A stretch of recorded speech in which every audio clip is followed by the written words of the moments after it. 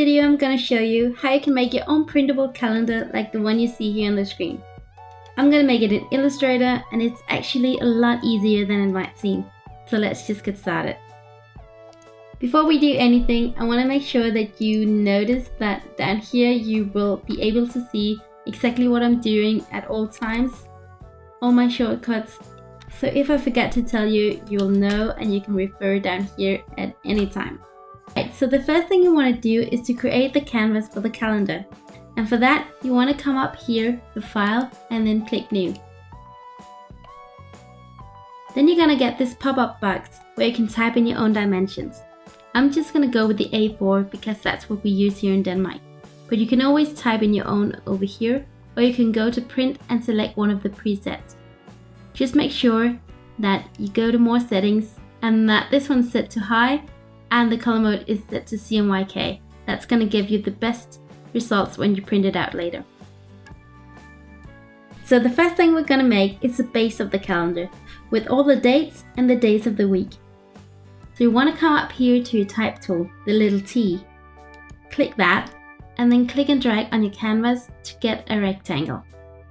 If you hold down Shift, it's going to make it a perfect square, so we're just going to do that. Now hit Backspace and then start typing the days of the week, hitting Enter between each of them. Next, we want to highlight everything and then come up here and press this little button that will align everything in the center. Then you want to go up to Type and then find Area Type options and click that one. This is where we're making the basic table for a calendar. So check the little preview button and then increase the number of rows to 7. And the same goes for columns. Then you want to decrease the gutter. And the same over here as well. And then just click OK. And now we want to pick the font that we are going to work with. So if we come in here, you can see when the cursor is changing, then you can highlight everything. And I'm just going to come up here and type in Miss Magnolia because that's the one I want to work with. It's a font that I absolutely love, and I'm going to link it down below so you can go and check it out for yourself as well. Now I want all my days of the week to be all caps, and to do that I'm just going to go to Character right here and press this little button here. Right now the days are not in the position where we want them, so come up here and increase the font size and you'll see that they'll come up on the same line.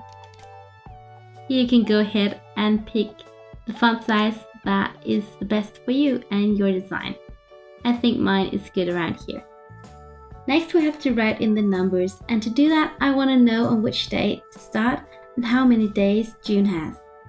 And for that I'm just going to check down here where I can see that June starts on a Thursday and it has 30 days. Once I know that, I double click right behind Sunday and hit Enter on my keyboard until the cursor is placed right on Thursday.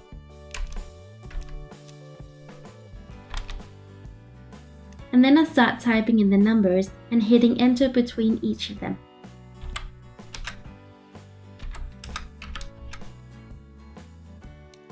So as you see, this is basically the whole calendar. All we're missing now is to write in June and add our graphics. So take the Type tool, click and write June. This time I don't want it to be capitalized. So taking my Selection tool, coming up here again, and then uncheck this little button. And then I want to resize the font, and I'm just going to do that with my Selection tool selected. I'm then going to hover over the text like this, and once the cursor changes into these two little arrows, I can drag it, and if I hold down Shift, it will size it the right way. I want to make sure that everything is centered on my artboard, and to do that I'm just going to select everything and then click this little button right here. Then position the elements on the canvas like you want them.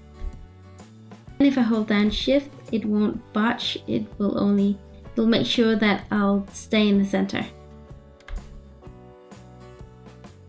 All I'm missing now are the graphics for the printable calendar. I got these from the Hungry Jay pack, and I'll just link them down below as well so you can go and check them out.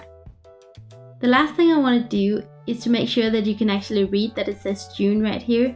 So I'm going to select my graphics, then right click, and under arrange I can send it to the back. Let's say you wanted to make one for July as well. You can always come in here, double click the numbers, and then hit an enter will shift the numbers, backspace will shift them the other way. So you can see how easily you can make a calendar for the next month or a whole year if that's what you want. Anyways, thank you so much for watching, and I hope to see you again next time. Bye!